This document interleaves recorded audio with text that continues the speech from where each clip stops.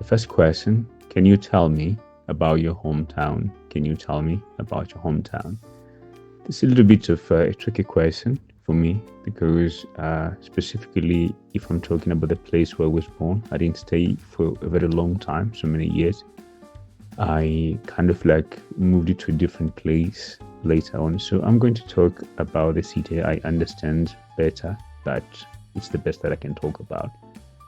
So since I've moved so much throughout my life, I haven't been able to stay in one place for a very long time. So I'm going to talk about a place that I stayed the longest, which is Istanbul. It's a beautiful city. It's one of the cities that attracts the most tourists in the world with its history, its people, the Turkish cuisine, and so many other attractive things. So many things are beautiful about this city. And in general, I could say when I think of Istanbul, I think of friends, I think of home became actually a family. I think of a beautiful seaside. I think of beautiful small places, small cafes, restaurants. I think of Turkish food. I think of history. I think of culture. I think of the mix of people from all walks of life, from different parts of the world. Question number 2, is it a good place for young people to live? Absolutely. I think Istanbul is, from my experience, I've been to different cities, both in my country and in Turkey and in a couple of other countries. And I think it's a very good place. It's a very beautiful place for young people because there's a blend of the European lifestyle and Asian lifestyle and Middle Eastern lifestyle. So it's all about how you want to live your life. You have this multicultural metropolitan city where you can make friends from all over the world. You could go to places that looks like different parts of the world. You could even experience different seasons in the same day. They say in Istanbul you can actually experience 4 seasons in one day. So that also is kind of like interesting for young people probably, or for everyone else. Question number 3, what do you like most about your hometown? So what I like most about this city, every time they say your hometown, I feel like I'm not talking about my hometown, but it feels like home. So the rest is history. So what I love about Istanbul is the people, I think. I know some people say like it's a metropolitan city, finding nice people is not easy, etc. I think the kind of people that I met and the memories that I had with friends in there are just unique. So I could say like the people first, my friends, whereby most of my friends are there, even my best friend, even though he also isn't from, the country, but still he lives there. And also I could say like the history, those historical buildings from the Ottoman Empire, they look beautiful, the mosques, also the food, as I said before, these are the nicest things. And I mean, Istanbul has a lot of things to offer, but those are the few things that I could say for now. Question number 4, has your hometown changed much in recent years?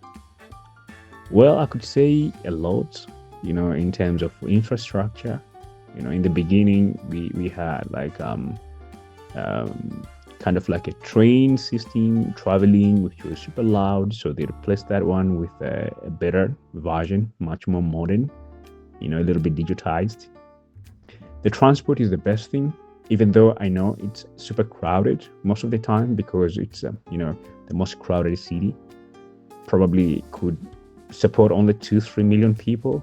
I'm not a specialist on that matter, but I could say a city that's supposed to be supporting maybe 2 or 3 million people supporting more than 15 million people. That's a lot. So there is so much crowdedness, but I could say the transport is swift in this way, like, when you get the bus and you're sure this bus is going to be there at that very moment, especially the intercity, connecting buses and train system. I think this is one of the, the best things that have changed throughout the more than a decade that I've spent in Istanbul. The last question is, do you think you will live there in the future? Well, talking about the future is too early right now. As a polyglot, I have always wanted to see different parts of the world. And the reason why I learned so many languages is because I love communicating with the people and understanding their culture, especially good people. Though I love communicating with people, I don't want to communicate with everyone. But when I meet a beautiful person, from Spain, I want to speak in their mother language. When I meet a beautiful person from China, I love to speak in their mother language. There's this saying which goes like, when you speak to people in a foreign language, you speak with their minds, but when you speak with them in their mother tongue, you speak to their heart. So I love heart-to-heart conversations. I know the world is rich, and even richer than you can imagine. Just Istanbul itself, within Istanbul, I experienced, dozens of culture, and that's just one city.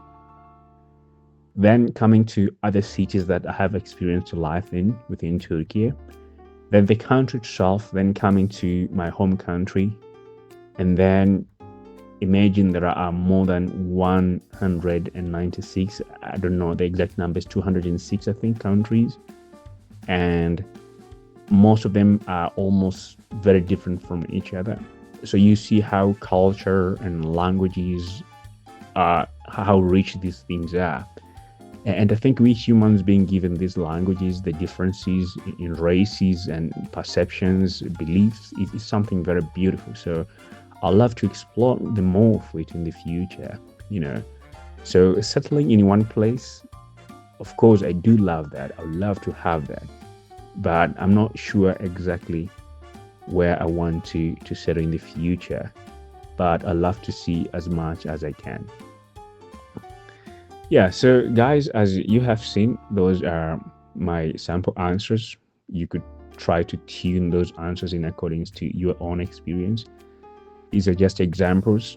You don't go there and try to say exactly the same thing. These are things that you use, or the answers that you use to practice. Listen, at least understanding how you could be approaching the questions, giving more and more details. And when you're studying, try to do exactly what I'm doing. You can also ask yourself these questions, try to record yourself and listen to your answer.